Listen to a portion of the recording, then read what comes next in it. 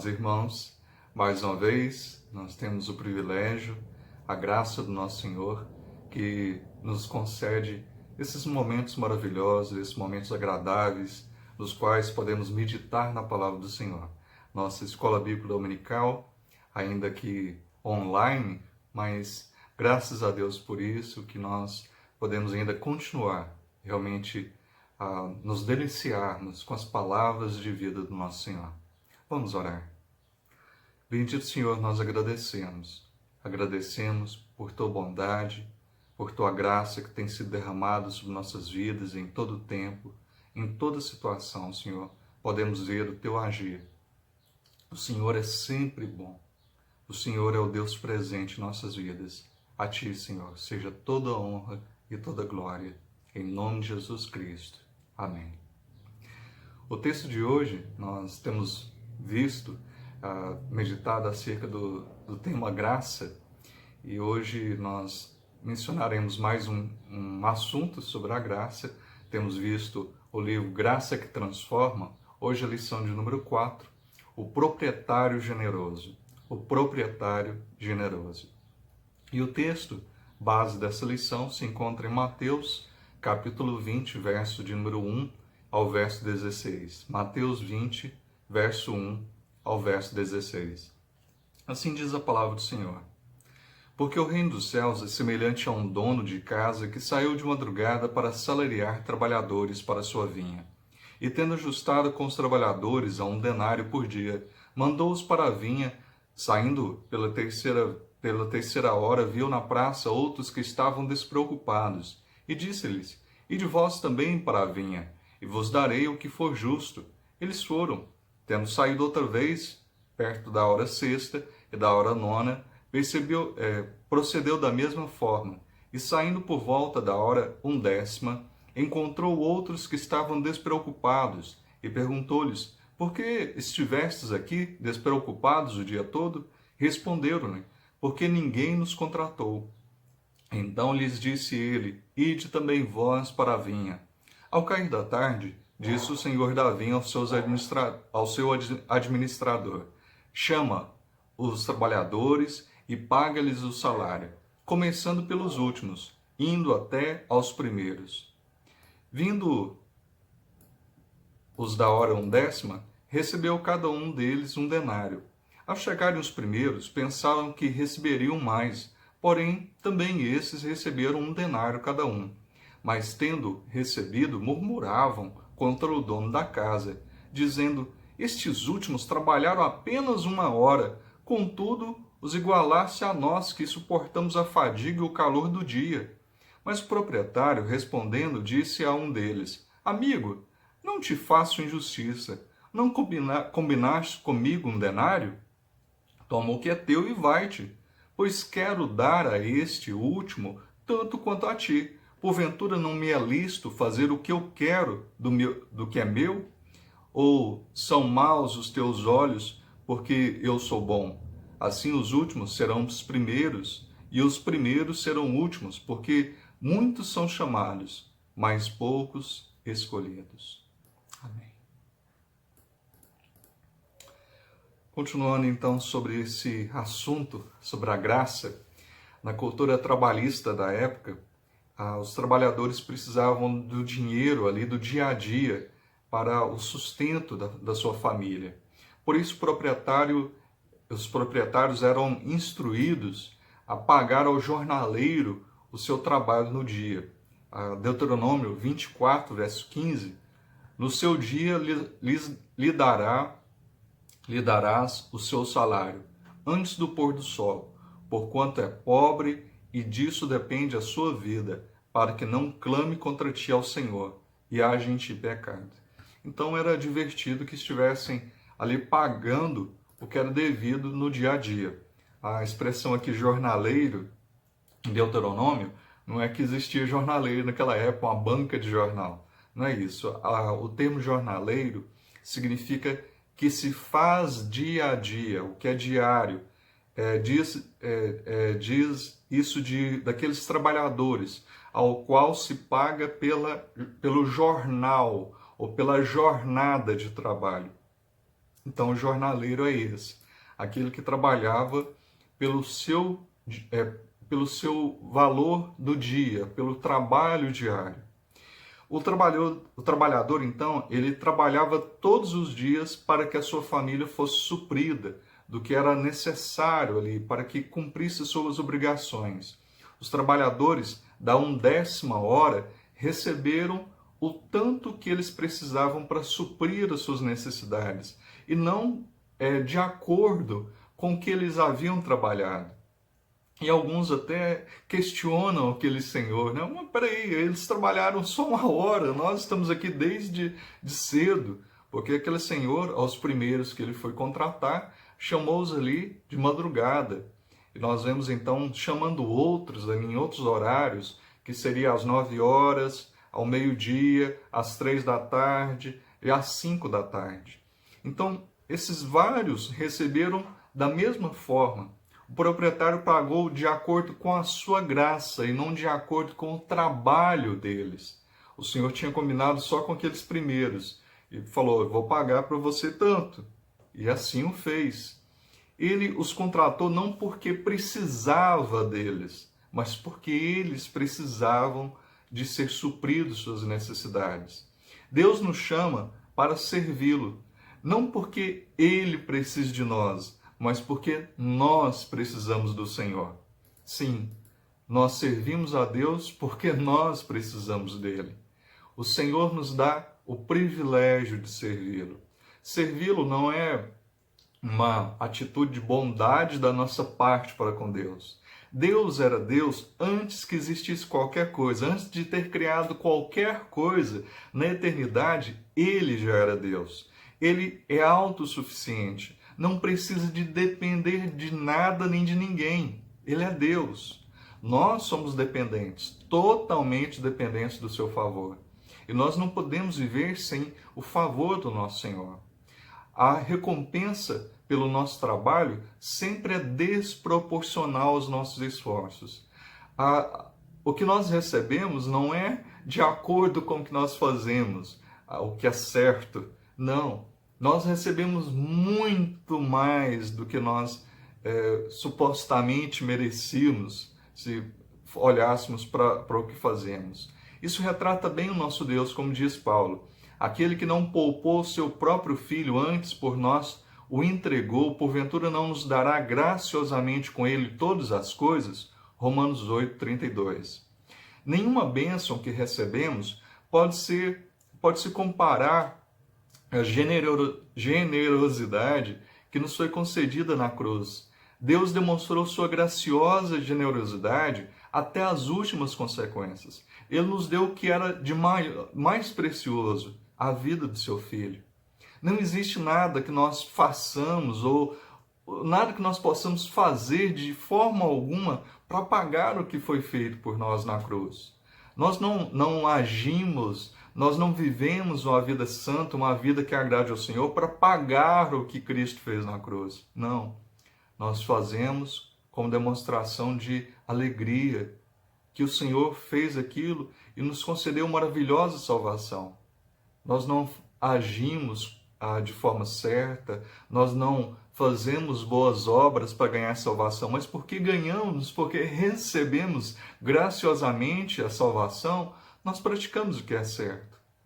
Nós vivemos uma vida que agrade ao nosso Senhor, ao nosso bondoso Senhor. Na cruz, Deus demonstrou, então, essa generosidade até as últimas consequências. Isso nos alegra o coração para esperar de Deus qualquer outra coisa, pois Ele nos deu o que é de mais precioso. Nós temos que nos colocar satisfeitos, sabendo que nos bastaria isso. A salvação nos bastaria.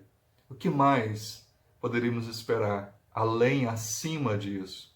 Desse maravilhoso presente do Senhor para as nossas vidas. No entanto, ainda assim, o Senhor nos dá o pão de cada dia, o Senhor nos concede tantas e tantas bênçãos, que poderíamos contá-las sem nunca chegar ao fim. Deus é gracioso e generoso. A Bíblia nos retrata um Deus gracioso e generoso, que não vincula o seu favor àquilo que merecemos.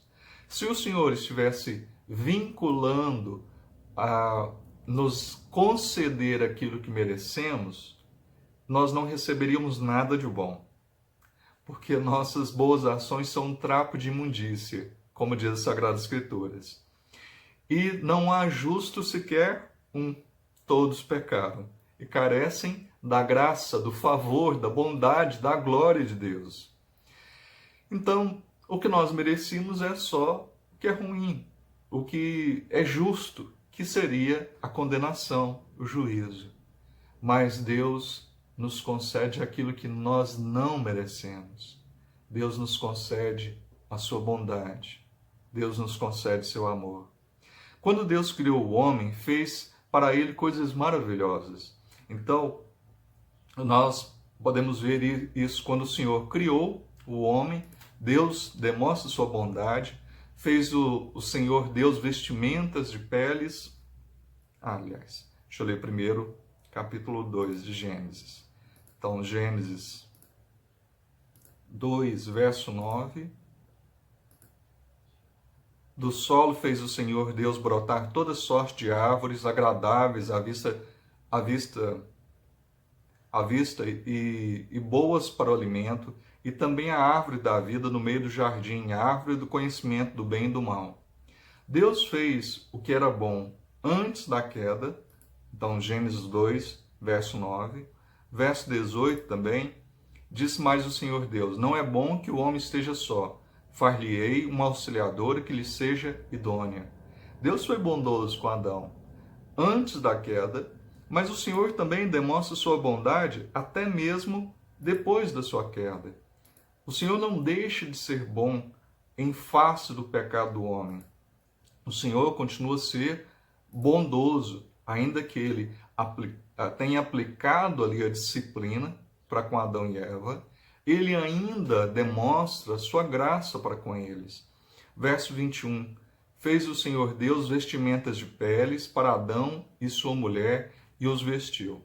Também, capítulo 4, versículo 1. Coabitou o homem com Eva, sua mulher. Esta concebeu e deu à luz a Caim. Então disse: adquiri um varão com o auxílio do Senhor. Porque era bênção do Senhor ali o filho. Os filhos são bênçãos, são herança do Senhor para nós. E assim nós vemos o Senhor, então, disciplinando, mas demonstrando a sua bondade. Falo para o homem: agora você, do suor do seu rosto, você vai granjear o pão. Então ele iria trabalhar, mas o Senhor abençoaria com alimento. A mulher, você vai ter dores de parto, mas dará luz a filhos. Então, ainda que tivesse esse detalhe da disciplina ali, o Senhor demonstra sua graça, o seu favor, a sua bondade para com Adão e Eva. E assim nós vemos, Deus age dessa maneira porque a sua bondade não depende de nada além dele mesmo. Bondade não é simplesmente aquilo que ele faz, mas sim aquilo que ele é. Deus é bom. Deus, nós podemos ver isso, né? Em Marcos 10, versículo 18, quando o nosso Senhor Jesus disse ao jovem rico: ninguém é bom senão um, que é Deus. Não é que Jesus estava falando que ele não era bom, ele, Jesus, não era bom. Mas aquele jovem que estava tentando ser merecedor pelas suas atitudes, pelas suas obras, ele se chegando ali para o Senhor e falando: Senhor, eu sou uma pessoa muito boa, muito zelosa, eu sou uma pessoa muito perfeita mesmo, maravilhosa. E Jesus, conhecendo o coração daquele jovem, o Senhor já coloca por terra aquelas suas obras que na verdade eram obras mortas, obras falhas, não poderiam justificá-lo perante Deus. Apenas em Cristo nós podemos ser justificados, porque Cristo realmente viveu vida perfeita e agiu perfeitamente, e sendo justo sem pecado, morreu por nós pecadores. Deus se deleita em fazer o bem. Ele tem prazer em fazer o bem.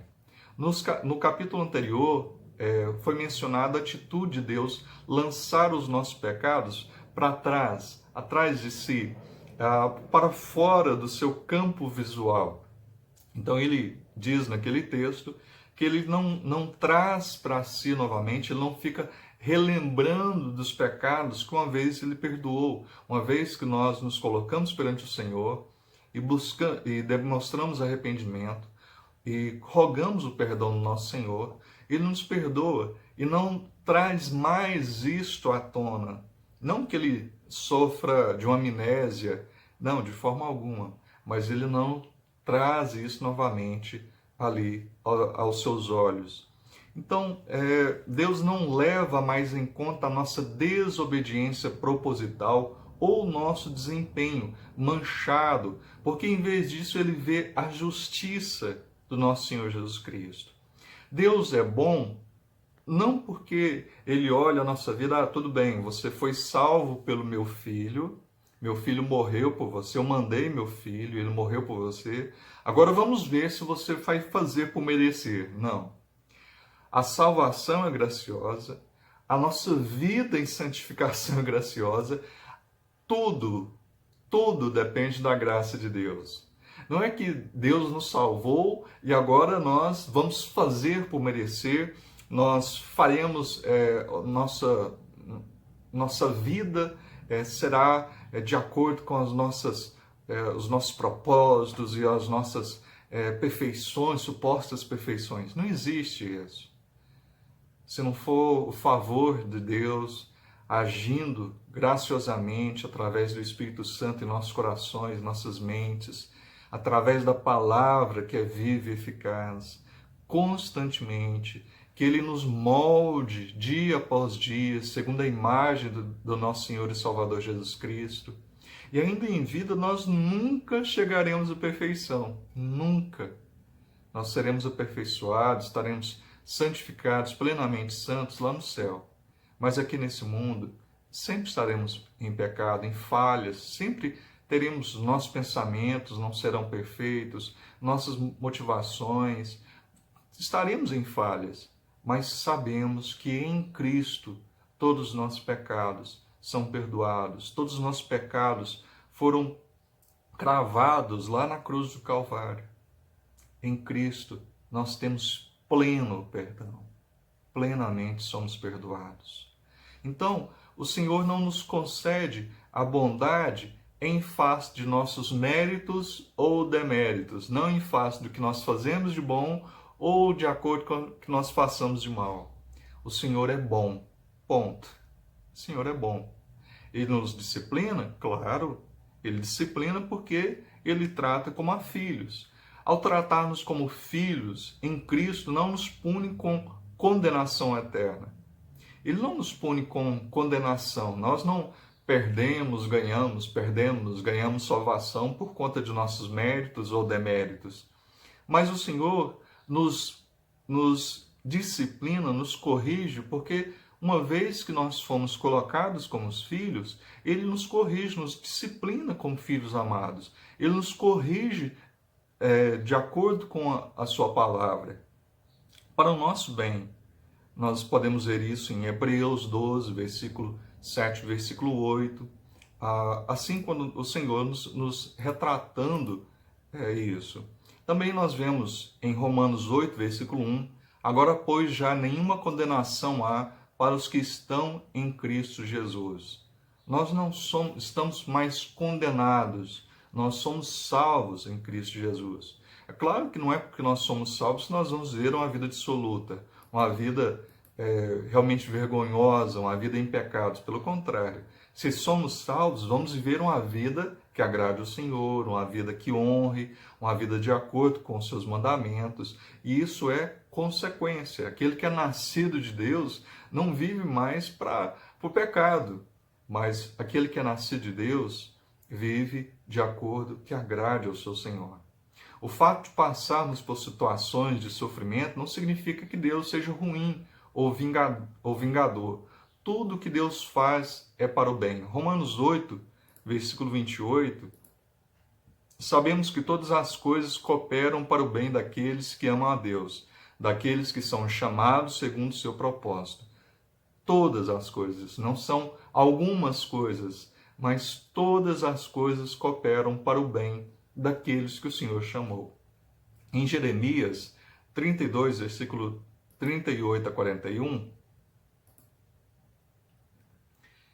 eles serão o meu povo, e eu serei o seu Deus, dar-lhe-ei um só coração e um só caminho, para que me temam todos os dias, para seu bem e bem de seus filhos. Farei com eles aliança eterna, segundo a qual não deixarei de lhes fazer o bem, e porei o meu temor no seu coração, para que nunca se apartem de mim. Alegrar-me-ei por causa deles, e lhes farei bem. Plantá-lo-ei firmemente nessa terra, de todo o meu coração e de toda a minha alma. Chama-nos a atenção a palavra bem. Então, Deus diz que o propósito dele é fazer-nos bem. O Senhor não tem, de forma alguma, prazer em fazer algo que não seja agradável para os seus filhos. Como um pai amoroso, ele nos dá o que é bom. Ele não é, mesmo um pai mau, né, nós podemos lembrar das Sagradas Escrituras, um pai mau, o filho não pede pão e o pai dá uma pedra, o filho pede um ovo e aquela pessoa vai dar um escorpião para a criança. Não é assim.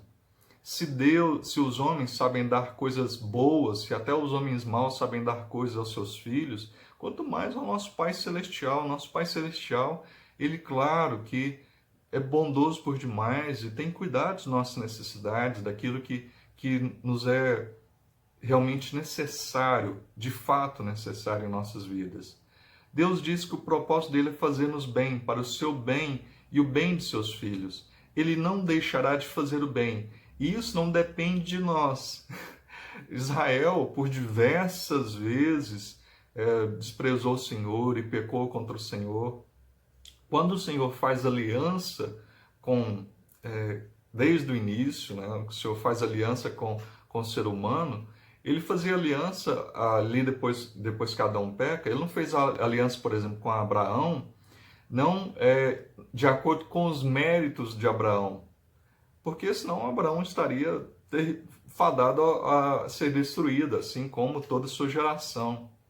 Nós sabemos que Adão, antes da queda, tinha capacidade de viver vida perfeita, mas ele não fez. Depois disso, todo o gênero humano estava fadado ao pecado, estava fadado a viver uma vida que não agradasse ao Senhor. Se não fosse a interferência, se não fosse Deus agir em nosso favor, nós estaríamos condenados, todo o gênero humano estaria condenado. Mas o Senhor é bom. É maravilhoso pensar que Deus faz o bem para o seu povo, depois olha para ele e se alegra por isso. Ele continua a fazer o bem. Alegrar-me-ei por causa deles e lhes farei bem. O Senhor faz bem, o Senhor nos faz o que é agradável, o Senhor nos dá o sol dia após dia, a chuva dia após dia. E Ele não dá a chuva só para a pessoa boa, Ele faz a chuva e o sol vir sobre bons e maus. Sim, essa graça geral o Senhor dá a todos, mas Ele dá então para nós uma graça especial, uma graça específica, que é a salvação, a nós, seus filhos. E essa graça é maravilhosa por demais, é sem igual. Nós não temos nada com que realmente comparar, como já foi mencionado. Outro aspecto da boa vontade, da boa disposição de Deus é a abundância de sua bondade. Podemos ver em Joel 2:25, restituir-vos-ei os anos que foram consumidos pelo gafanhoto migrador, pelo destruidor e pelo cortador, o meu grande exército que enviei contra vós outros. Então o Senhor fala de uma surpreendente e generosa restituição. Mas espera aí, o Senhor vai restituir, vai conceder de volta aquilo para essas pessoas, mas por que havia sido tirado? O Senhor tinha demonstrado ali o o seu juízo por conta do pecado. O homem merecia alguma outra coisa? Se Deus tivesse mandado o juízo e depois falado, olha, agora vocês vão ter que fazer por merecer, seria mais do que justo. Mas o Senhor não fez assim. O Senhor disciplinou, e depois daquele período de disciplina, o Senhor age de uma forma como eles não esperavam. O Senhor fala, vou restituir, vou lhes conceder aquilo que vocês não mereciam de forma alguma. Eu vou conceder. Então, ele diz que restituiria os anos devorados pelo gafanhoto, anos que eles mesmos haviam entregado ao juízo de Deus. Então, aquilo ali, aqueles anos que eles passaram de dificuldade, eram por causa dos seus próprios pecados, eram merecidos. Mas Deus não age em conformidade com aquilo que merecíamos. Ele age em conformidade com seu próprio nome. Por amor dele é que ele nos perdoa. Por amor do seu nome é que ele é bondoso, é gracioso. Por amor à aliança que ele efetuou. Ele que efetuou uma aliança graciosa. Por amor do seu nome, é que ele intervém em nossas vidas. Deus concede toda graça. Nós já falamos sobre Deus recompensar o nosso trabalho, não de forma proporcional, mas sim desproporcional. Então nós não recebemos proporcionalmente ao que merecemos, mas desproporcionalmente. Nós não merecemos de forma alguma tantas bênçãos do Senhor, mas segundo a sua graça, Ele nos recompensa. Isso não é só em relação ao que fazemos de bom, mas também ao que fazemos de mal. Ele, como já mencionei, nós merecíamos realmente de forma ali realmente o juízo, mas ele não nos concede de uma forma terrível, destrutiva, final. Ele nos disciplina. Ele, assim como Adão também, mesmo tendo pecado, Adão merecia ter sido destruído em todos os sentidos. Como o Senhor tinha advertido, você morrerá se comeres daquele fruto. Adão comeu daquele fruto, mas foi outro que morreu.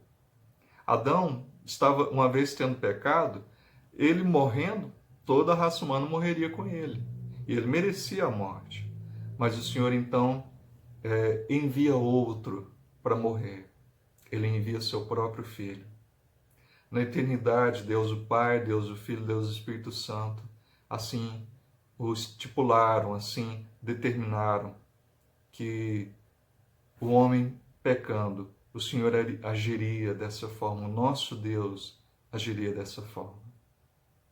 J.R. Bridges, o autor do livro, mostra como Pedro era um homem falho e quantos erros Pedro cometeu. Foram muitos. O mesmo Pedro que foi o principal porta-voz dos apóstolos para pregar ali no dia dos Pentecostes é o mesmo que Deus escolheu para pregar quando abriu a porta da salvação para os gentios, o mesmo que fez a declaração decisiva no Concílio de Jerusalém, até que mudou a maré ali quanto à questão dos crentes fariseus, porque tinha aquela questão, será que nós podemos aceitar crentes de outras nacionalidades? Então, a princípio, eles achavam que somente aqueles que eram judeus, somente aqueles que estavam ali na circuncisão, poderiam ser privilegiados com a salvação em Cristo. Mas foi vendo, então, que não era dessa forma. E Pedro estava ali à frente nesses momentos. E por ter vivido tudo isso, que Pedro declara em sua primeira carta, o Deus de toda graça, 1 Pedro 5,10. E exorta em sua segunda carta, crescei na graça e no conhecimento do nosso Senhor e Salvador, 2 Pedro 3,18. O Pedro de altos e baixos, o Pedro que em momentos ali falava palavras maravilhosas, mas no outros contrariavam, num momento tinha fé, no outro estava afundando. Esse Pedro instável, o Senhor graciosamente ali o amparava, e ele reconhece isso. Assim, Paulo escreve também assim como Pedro tinha experiência do que Paulo mesmo descreve em Romanos 5:20, onde abundou o pecado, superabundou a graça. Paulo teve essa consciência que em meio a todos os seus delitos, em todos os seus pecados, em todas as suas falhas, onde abundou ali o pecado, superabundou a graça. Paulo, que no outro tempo foi perseguidor dos cristãos, que ele mesmo trata a si como o maior dos pecadores, o menor dos apóstolos. Ele fala, eu sou o menor dos apóstolos, e eu sou o maior dos pecadores. E ainda assim, o Senhor me salvou de forma graciosa. O Senhor me elegeu, o Senhor me salvou de uma forma que eu, de forma alguma, eu merecia. Nunca que eu iria merecer. Deus abençoou a Pedro, não apenas, não apesar dos seus pecados, mas sem levar em conta os seus pecados. E desse modo que opera a graça de Deus. Ela não olha para nossas obras, nem positivas nem negativas, mas somente para os méritos de Cristo. Assim nós vemos, por exemplo, quando Paulo menciona nós vemos ali sobre Jacó e Esaú. Aqueles dois irmãos estavam ali no ventre materno, não tinham nascido, não tinham feito nada de bom nem de ruim, ações, e ainda assim já sabia que eram pecadores, porque tinham nascido ali, né? Mas o Senhor não escolheu a um e desprezou o outro por aquilo que houvessem, por aquilo que haveriam de fazer ou por aquilo que fizeram, porque não tinham feito nada ainda, estavam ali na barriga da mãe ainda. Mas o Senhor escolheu por sua livre vontade, por sua livre graça, por conta do seu amor. Ele escolheu a um e desprezou o outro, reprovou o outro. Davi fala que em pecado foi concebido. Ele já era pecador desde o ventre. Sim, desde o ventre já era pecador. Então o Senhor não nos escolhe pelo que possamos fazer, pelo que fizemos, pelo que faríamos. Não. Ele nos escolhe, nos ama, nos perdoa, porque Ele é bom. Porque Ele é bom.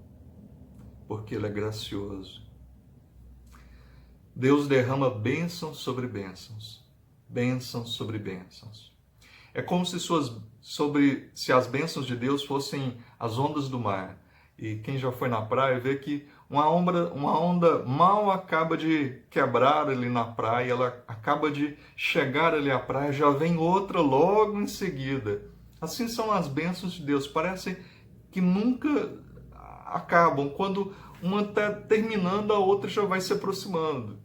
Às vezes, depois de passarmos por um longo período de satisfação pessoal, de momentos que nós estávamos maravilhados e estávamos muito felizes, tranquilos, com grandes motivos visíveis para sorrir, pensamos que Deus deixou de nos abençoar.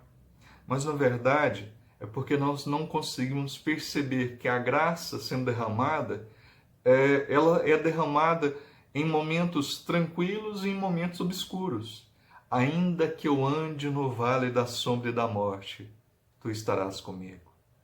Quer seja no momento de alegria, no momento de festa, no momento de luto, em todo tempo, em todo momento, o Senhor é bom.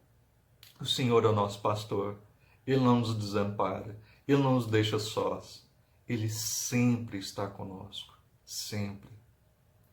Deus é bom.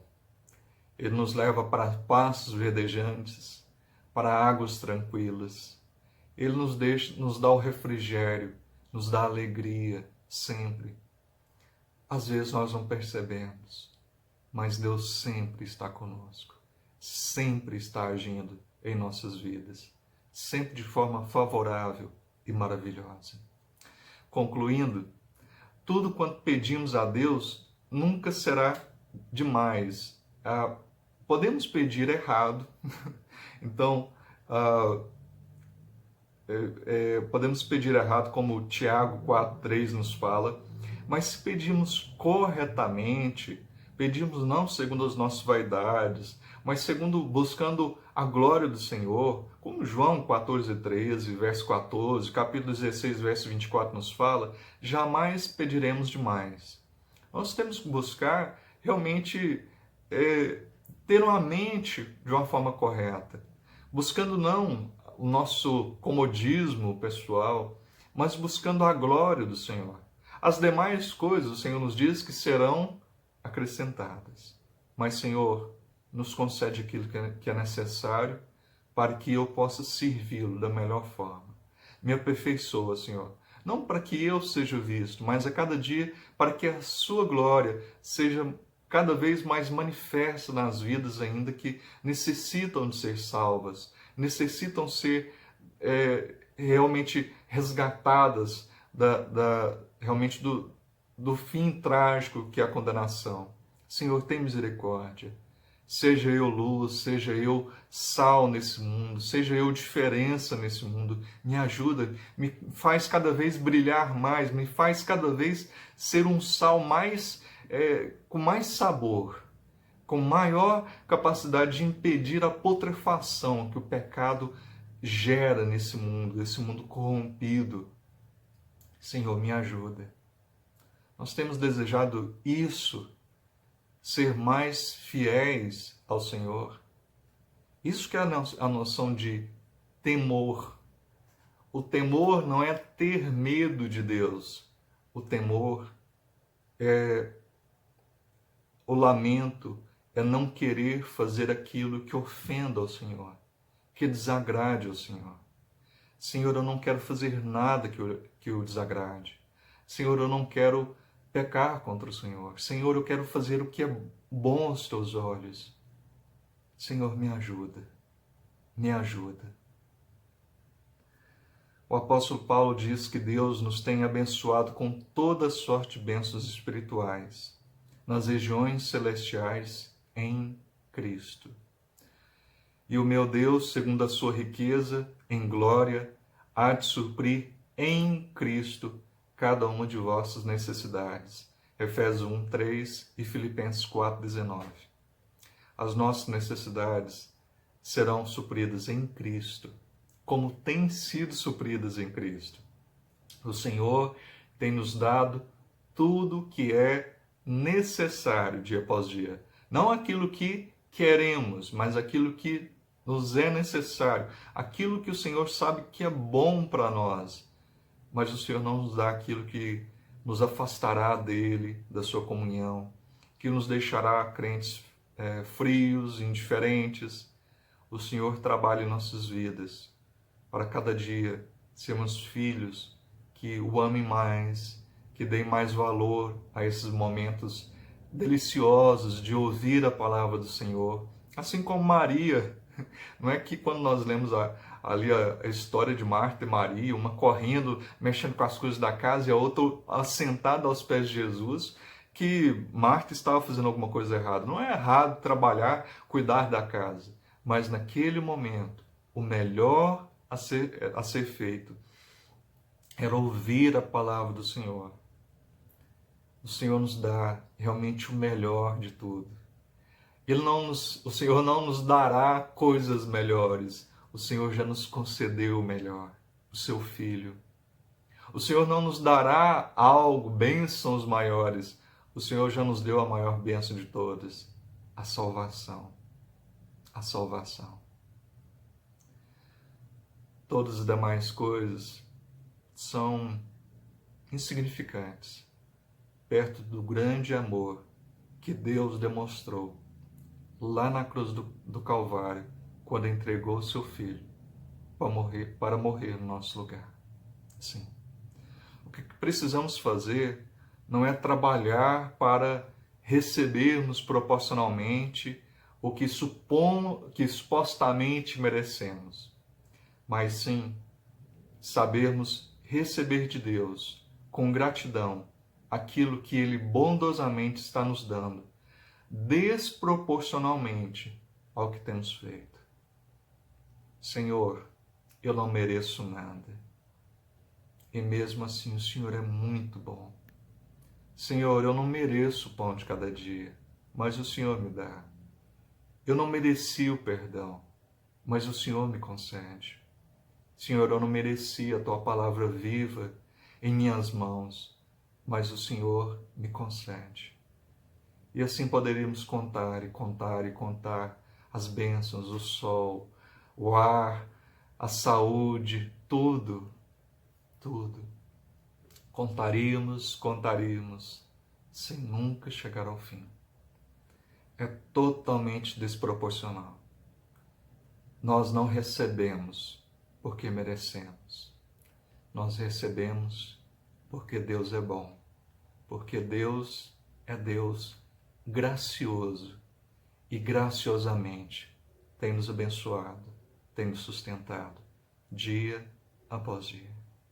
Um grande abraço e até a próxima oportunidade, se assim o Senhor nos conceder. Até lá. Tchau, tchau.